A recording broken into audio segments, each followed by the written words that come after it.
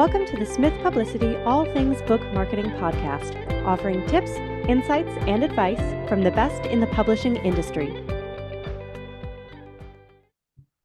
Hello, and welcome to this episode of All Things Book Marketing. I'm your host, Olivia McCoy, and our special guest today is Jack Murtha, the co-founder of Map Change and Wall Street Journal best-selling co-author of Dead Wrong.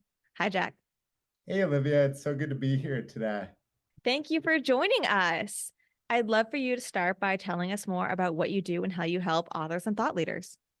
Yeah, great question. So Map Change is a thought leadership agency, which is something that you don't hear all the time, but it really boils down to we help authors, thought leaders, experts, executives use their three most important assets, right? So we're talking about their humanity, their brains, and their stories to drive growth and accomplish their goals. And look, that looks a little bit different depending on who we're talking about and what their goals are. Because we do work with companies too, but like authors are, that's the passion, right? Mm-hmm. So with authors, we totally get how hard it is to write a book, to conceive of a book, to sell a book, both to publisher, agent, and then to your audience. So what we do is help on both fronts. So number one, we're there to help with the writing and the ideation and all that good stuff. And then number two, once the book hits shelves, we're there to build a buzz around it and to get it from bookstore shelves into people's bookshelves at home. Incredible. So you're kind of a one-stop shop then, all the way through. Yeah. And it wasn't intentional. It kind of grew out of our original thought leadership work. But I mean, when you think about serendipity, that's just the greatest thing ever. I mean, every wall in my home has books and bookshelves on it. So I can see it right behind your head. Yeah. And they keep coming in. They don't stop. I understand that completely. My partner is always like, is this another book that arrived today? Didn't you get one yesterday and the day before and the day before that? Yeah, there's like a slight tinge of guilt with each order, but you just got to go for it. I mean, there are worse things than a book addiction. You're totally right about that. So which came first, the thought leadership book promotion business or the book writing? Because you've done both. Great question. That's a really good question. So the dream always was to write. So I started out as a journalist and so did my business partner. And frankly, like everyone on our bench, we've just plucked from this really struggling industry in news. And when you're coming up as a journalist, that's the holy grail. When am I going to write my book? What is it going to be about? Is it going to make a difference? So that thought was always there. And then at one point, just the realities of where do we make the greatest impact in society? My business partner, Tom, and I realized that journalism does an awesome job at that. But for us personally, it was going to be helping experts and leaders. And once we kind of made that decision, the dream of writing a book kind of moved to retirement. But over time, we saw clients being more and more interested in doing something that goes beyond like a LinkedIn post or goes beyond even an op-ed, whatever it may be. And books, they demand to be taken seriously because they're really big efforts to put out there, right? So they're a natural fit for leaders who have something important to say, and not just something important, but something enduring, right? So the book dream was always there. It got waysided for a little bit and it came back. And it came back very strongly because Wall Street Journal bestseller is no small feat. We were super fortunate to work with Dr. Geetha Nair, who is just brilliant. And she's tapped into not just healthcare, but everything that touches healthcare, right? Because our book was about misinformation and healthcare.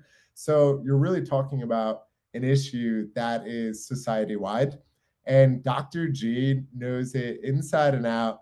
And I think she's also really great at getting people to buy into her vision. So we were just super fortunate to help add a narrative to that.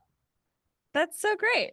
So I want to dive into, let's talk more about branding and authorship and thought leadership for specifically businesses. And you specialize in healthcare, but also other businesses in general, right? Yeah, you're right. So healthcare technology is the niche, but more and more we're finding clients who operate all over are coming to knock on our door, which is really fun because you get to see all these different parts of society and not just see it, but really go deep into it. I feel that every time I work on a book that's on a topic I've never heard of before, and I'm like, all right, we're going to learn something today. Yeah, exactly.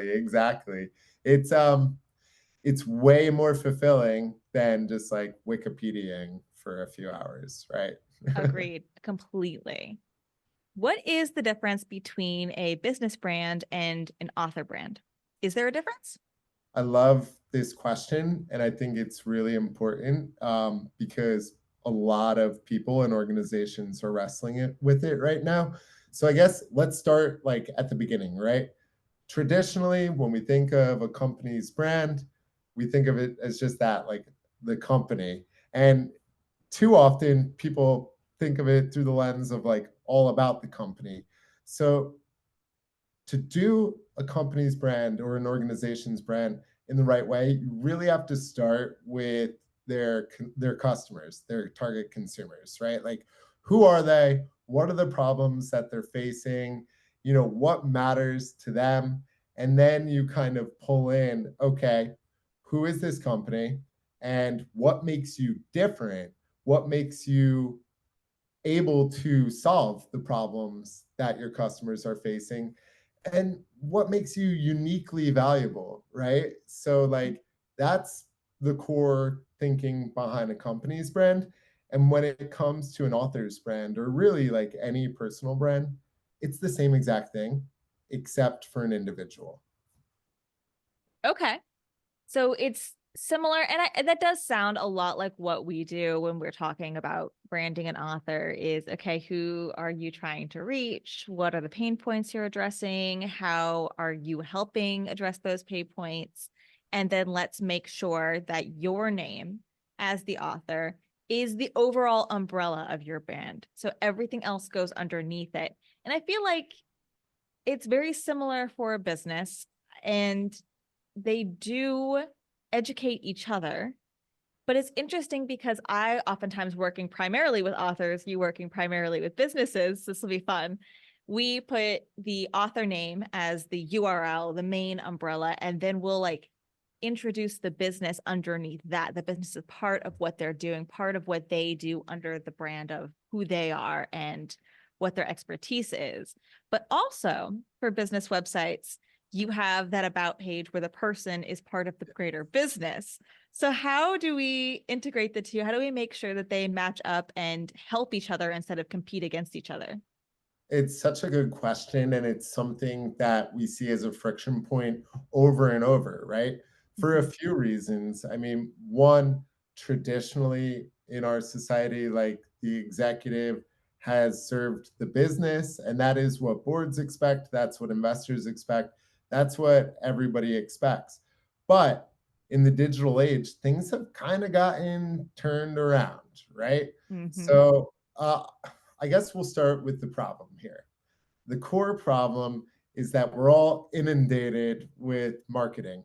I mean, for most of us, like it never goes away unless maybe you go to the middle of the wilderness and yeah, even then, you'll probably still find some garbage with the marketing message that's made its way. But look, it tracks us while we sleep. For younger people, especially, we've been sold online, in a lot of cases, garbage for like the majority of our lives, Mm-hmm. right?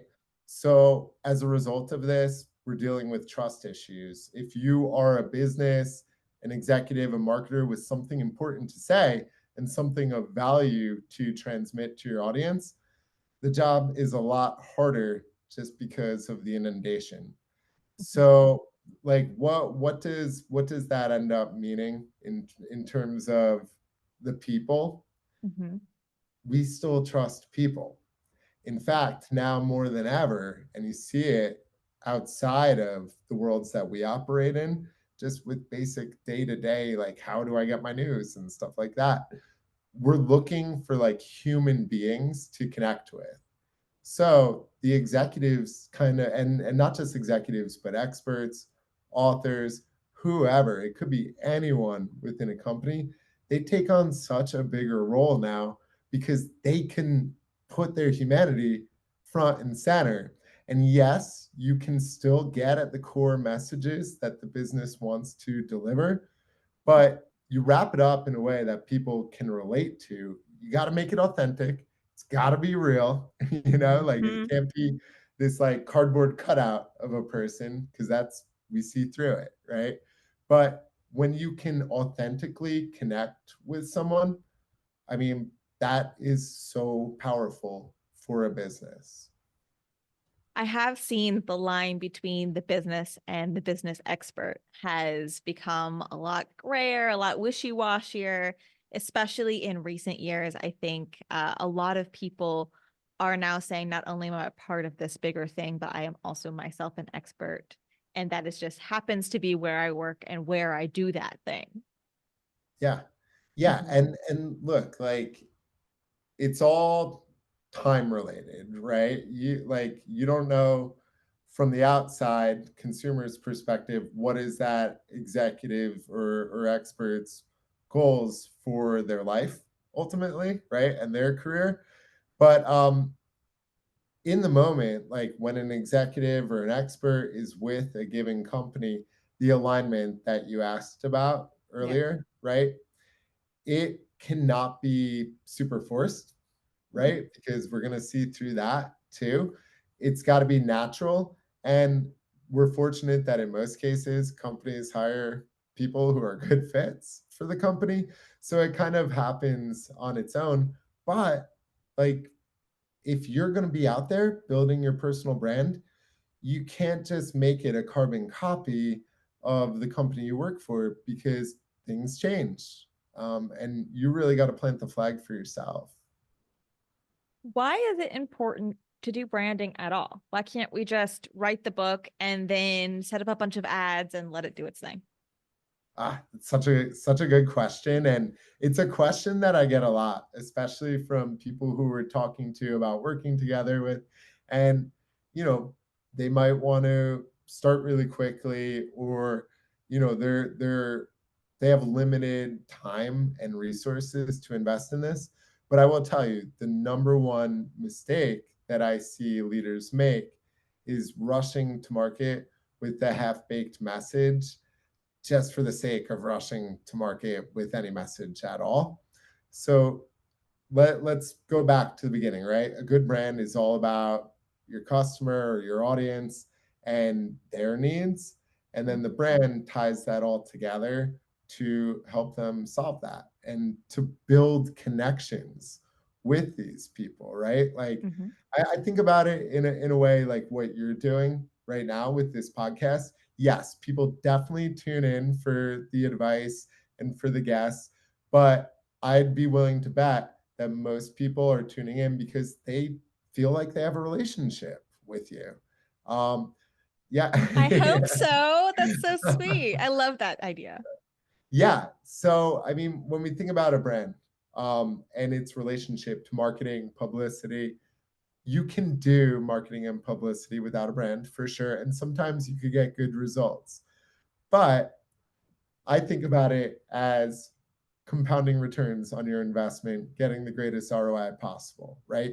Because a good brand like flows down to the marketing and publicity, it steers it, it keeps everything in order. And that ultimately leads to better, longer term, more consistent results. And as a bonus, and this is really good, especially for authors, because I know that things are crazy if you are in book publishing. Hmm. Um, a good brand lets you be just a little bit lazier.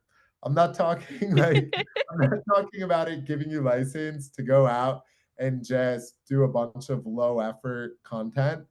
But for each piece of content you write, for each media hit, for each speaking session, whatever, you don't have to reinvent the wheel each time. You don't have to agonize over each little message because you already have the big picture, right? So it kind of becomes reflexive. In my work as a consultant, book marketer, and publicist, so I kind of hit a little bit of all three areas of book promotion, author promotion. I know we always spend a lot of time on the brand and the consultation. We get that bio just right. We make sure the website links to where we want it to go and says what we want it to say. We make sure that your social media is addressing your target audience, whoever that may be, whatever it may be that you're talking about. And then from there, like you said, we're not reinventing the wheel. We are just pulling directly from that for our efforts in pitching and marketing. Whenever I'm writing ad copy, I am pulling it from the book description because we spent so much time getting that exactly right. Whenever I am writing a pitch, I am pulling from your bio, your expertise and credibility, and then I am pulling from the book description those topics that you can cover with the media, that you can talk about, write about, explain, comment on. We are really diving into the branding. So I know that side of things. I know how branding helps us do our work in marketing and publicity. How does marketing and publicity then come back to help your branding? Yeah, it's a great question. And first, I will add one more thing. Since I spent a few years, I don't know, 7 or 8 as a journalist, and some of that was speaking with authors, right? And I remember authors who had a cohesive brand and who I could like Google, be on the pitch, and I understood what they were all about. I was way more likely to speak with them than somebody who's like all over the place, right? Yep. So getting back to your question, like, and I believe it was how do marketing and publicity ultimately help branding, right? Yep. How does it work the other way around as well? Great question. So you don't really have a brand without marketing and publicity. Even though the brand comes first, you could do all this great brand work. And if it just stays in a deck or a Word doc or something on your computer, then like, okay, cool, right? Well, what is that going to get you? So marketing and publicity are the avenues through which your audience finds your brand and falls in love with your brand, right? You need them. That's kind of all there is to it. And believe it or not, like I've seen people kind of wonder if they really do. And look, I totally get it. Marketing and publicity is hard. It is time consuming. And for a lot of people, authors especially, there's an investment involved, right? So it's kind of easy to be like, well, can I minimize that? The answer is no, unfortunately. Yep. But I also I kind of want to take it a step further, and I would love to get your feel for this too. So I mentioned earlier that at Map Change, we've been kind of like refining a thesis about really how to deliver impactful messaging. But recently, like the past year or two, we've been taking it a step further and talking about, okay, yes, you need to unite your thought leadership. You need to unite your comms, your marketing, and your brand stuff. But you also need to unite that with business development and sales, with HR, culture, with your internal leadership, basically, you name it. All of these things have to come together under a common brand, a common goal to ultimately advance your big business goals. Because the problem is, and this is not to knock anyone, but the problem is as a society, we've traditionally viewed things like brand, marketing, comms, whatever, as siloed pillars of a business. And that has led to siloed operations and siloed results. So, like, an example might be, okay, let's say you're going hard at social media and you're doing these great campaigns, whatever, and you're getting awesome results. What does it mean for your bigger goal, whether it be to sell books or to build a business, whatever. So when you can unite all of those things, not only under the common goal, but under common messaging, and you can really drive home the messaging that's related to that through all these different channels, then you can accomplish amazing things, whether it be raising your author profile or getting your startup to a place where you're at an exit and all of a sudden you don't have to work anymore. I've been noodling with this new concept, a new way of thinking about book promotion pieces and general promotion pieces, not just relevant for books and authors. But we have thought about the three areas of promotion as marketing, branding, and publicity, otherwise known as earned, owned, and paid media. So marketing, paid media, branding, owned media, publicity, earned media.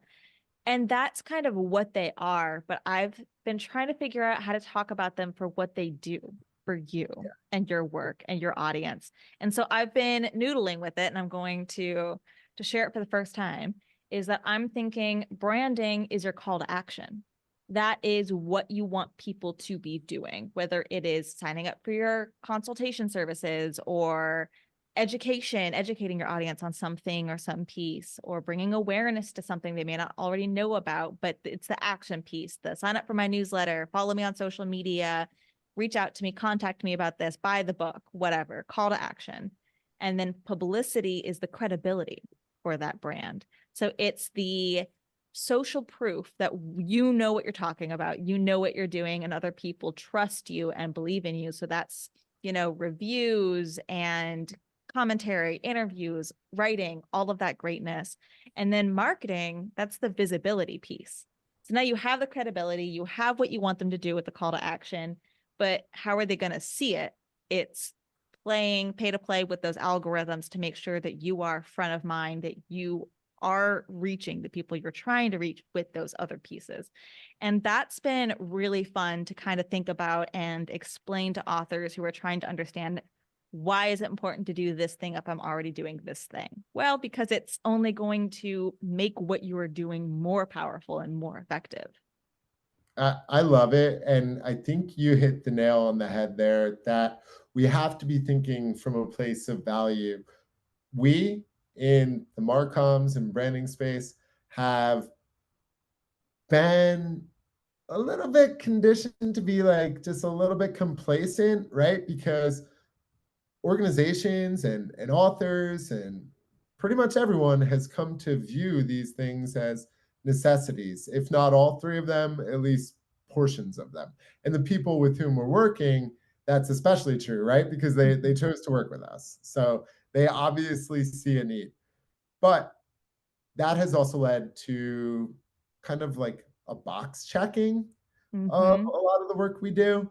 And with the box checking comes a little bit of chaos, right? It's like, you have to do it. I know that there's this box there, and I know I have to check it, but why? And where does it fit into the bigger puzzle? So the way you're thinking about it, it ties it all together. And I think that's the big message that we're trying to send to people, like whether or not they work with us, don't really, that doesn't matter. It's about, if you want to have your ideas and to have you make an impact, you got to think about it as this connected web. Bit of a loaded question. Is it ever too early to begin branding for both the company or yourself as an author or thought leader?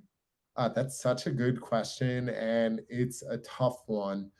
So, a couple of different schools of thoughts on this. One, you can think aspirationally about your book, your product, whatever, and then build based on the aspirational brand you create.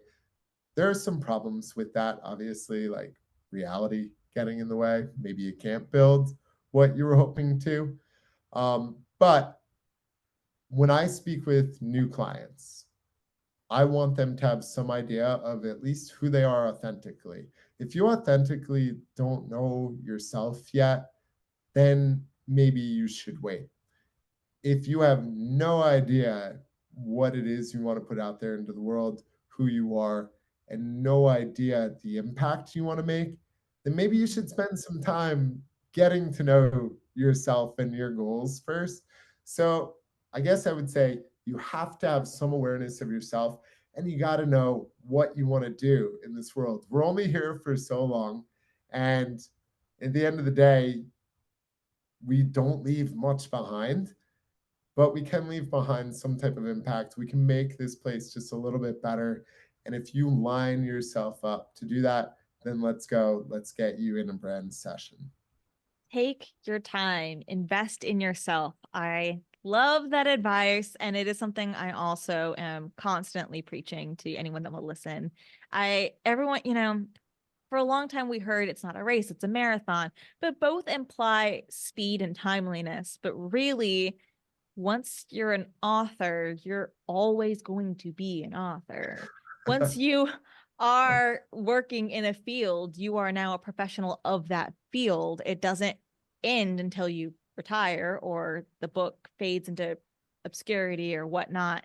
So take your time, do it right. If you need help figuring out your branding, hire someone like Map Change or Smith Publicity or another expert to help you talk through, bounce ideas off each other, and really get that branding nailed down exactly where you want it, and then worry about publication and how to get it out there and when to get it out there. But I absolutely take your time. There is no rush. There's always going to be a need for your expertise. So that's what I heard from that and just spoke to me.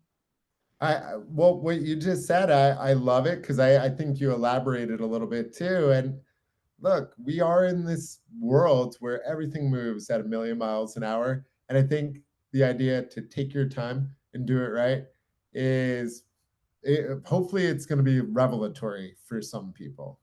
Mm-hmm. How can our listeners and watchers learn more about you and Map Change? Thank you. Yes. So you can find Map Change online at mapchangenow.com. And then you can find me on LinkedIn, Jack Murtha. And, I think I still have a ghost Twitter account out there somewhere, but if you see it, don't expect much from that. Good to know. So we'll send people to Map Change Now website. We will send people to your LinkedIn to learn more, because it sounds like, and I know, a lot of expertise right there waiting and ready. Awesome. Well, Olivia, thank you so much. This was such an exciting conversation, and I'm really grateful for you to not just have me on the show, but to bolster the message of integrated strategies, because we need more of it out there. Well, thank you for joining us. And again, social proof, credibility, we're just validating each other. It's a mutual admiration party over here. I'm all about it. Well, thank you so much. And listeners, watchers, if you enjoyed this episode, don't forget to rate, review, subscribe, and share it with anyone else that might be interested. We'll see you next time. Thank you for listening to this episode of the Smith Publicity All Things Book Marketing Podcast. To reach us and learn about our many services, visit smithpublicity.com or send us an email to info@smithpublicity.com.